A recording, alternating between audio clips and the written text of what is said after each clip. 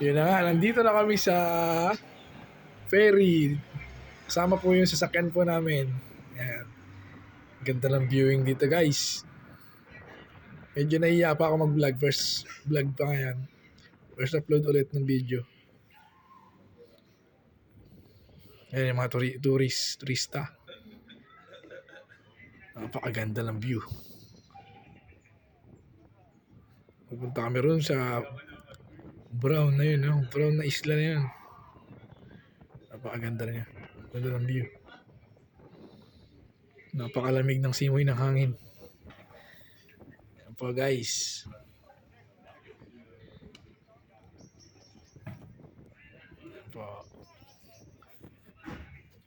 5 hours ang biyahe namin dyan. Papunta dito sa ferry na to. Tapos tatawid kami mga 30 minutes going to accommodation namin sa working area, working place. Yan po. Yan po yung mga kasama ko. Sila Bro Yusuf.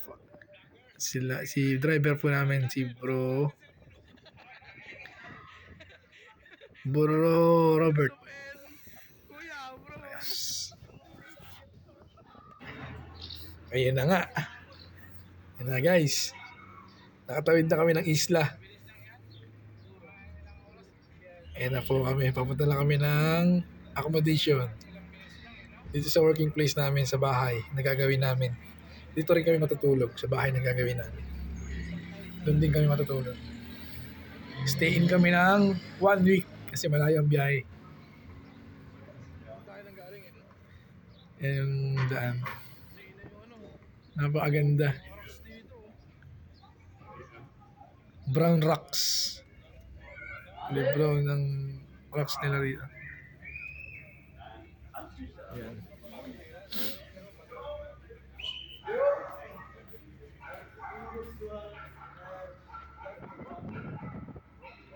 Yun na nga. First time ko namin makarating dito sa island na to. Biyahe namin. Medyo maingay po dito.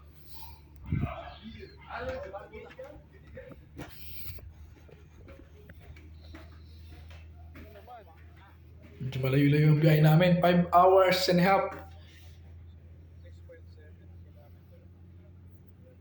Pakagandang island.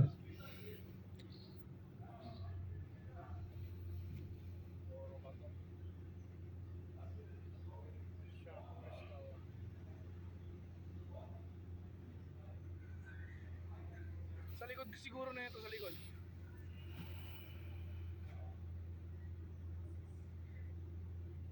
Famous Road. Car commercial. Famous Road in Croatia.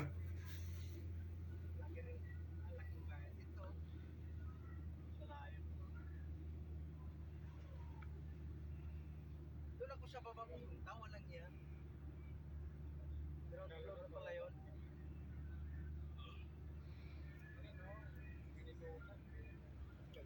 Yan no, ganda ng viewing. Ang bundok na galing, doon kami galing sa kabila oh. Bundok ng Croatia. May mga windmill doon. Yan, paakyat na kalit ulit kami. Paakyat, tapos may bababa. Road and work experience sa Croatia. Ganda naman oh, bundukan nila oh. Nakakapansin nyo ba? Yun no, ganda ng view mga kaibigan. Kita nyo naman. Walang along edit yan.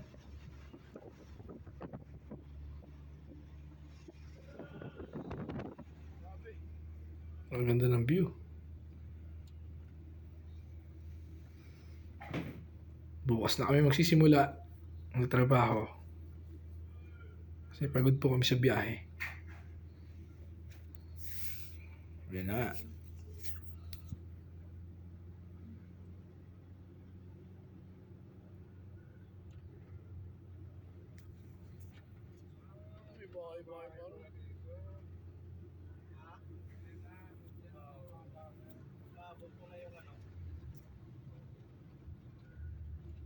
Ang ganda lang dito sa Croatia, malamig. Hindi siya mainit. Better to Middle East. Masarap magtrabaho, relax. Hindi ka stress. Sobrang init sa Middle East.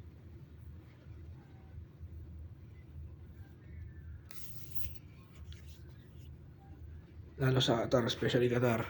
Sobrang init. Yun nga. Mahaba ng ano. Ang ganda ng daanan.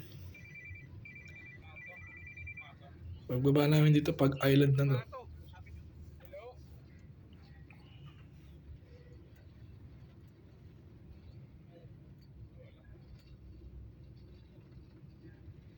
Ayan na siya. Dito po muna ang ating mga vlog. Nakita niyo po dyan, mga may bahay. At yun na nga guys. Dito ka din ako sa bahay. Tutulogan namin. 5 days kami dito. Ayan na po.